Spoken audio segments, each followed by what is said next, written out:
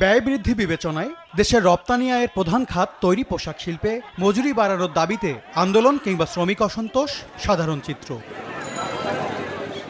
এই অবস্থায় দীর্ঘদিন ধরেই বাংলাদেশের শ্রম আইন পরিবর্তন চেয়ে আসছিল জাতিসংঘের শ্রম সংস্থা ILO, যুক্তরাষ্ট্র, ইউরোপীয় ইউনিয়ন সহ পশ্চিমা দেশগুলো। এর ধারাবাহিকতায় গেল 17 নভেম্বর বাংলাদেশ শ্রম অধ্যাদেশ 2025 জারি করে অন্তর্বর্তী সরকার, যেখানে 5 বছরের পরিবর্তে 3 বছর পর পর শ্রমিকের মজুরি বৃদ্ধির কথা বলা হয়েছে।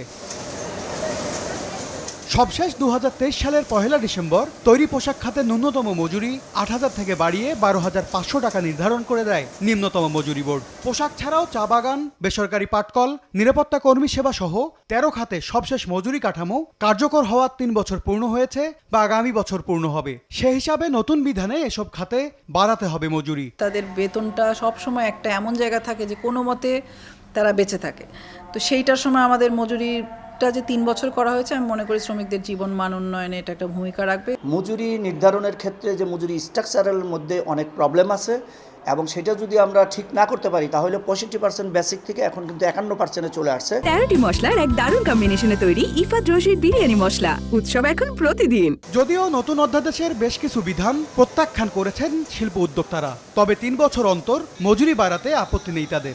এক্ষেত্রে মজুরি নির্ধারণে সুনির্দিষ্ট পদ্ধতি চান তারা। প্রতি 5 বছর পরে যেই একটা অশান্তির সৃষ্টি হয়, একটা শ্রম অসন্তোষের তৈরি হয় এবং বেশ অনেক দিন নেগোসিয়েশন করে আমাদের এই শ্রম অসন্তোষ থেকে দূরে চলে আসতে হয়। আমাদের প্রোডাক্টিভিটি এবং প্রোডাকশন ডেফিনেটলি হ্যাম্পার করে এবং এটা বায়ারদের জন্য একটা রিস্কের কারণ হয়ে দাঁড়ায়। বেতন বৃদ্ধির চাপ যেন উদ্যোক্তারা সহজে বহন করতে পারেন, সেজন্য পণ্যের যৌক্তিক মূল্য নির্ধারণে ক্রেতা প্রতিষ্ঠানের সঙ্গে দর কষাকষিতে শ্রমিক সংগঠনগুলোকে এগিয়ে আসার পরামর্শ দিচ্ছেন অর্থনীতিবিদরা।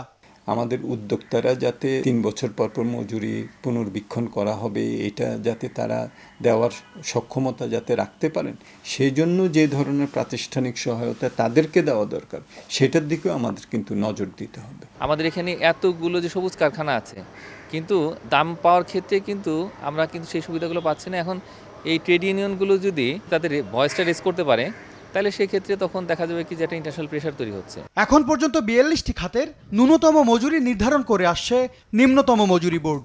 নতুন আইন হওয়ার পর আরও 17 খাতের সর্বনিম্ন মজুরি নির্ধারণের কাজ চলমান রয়েছে।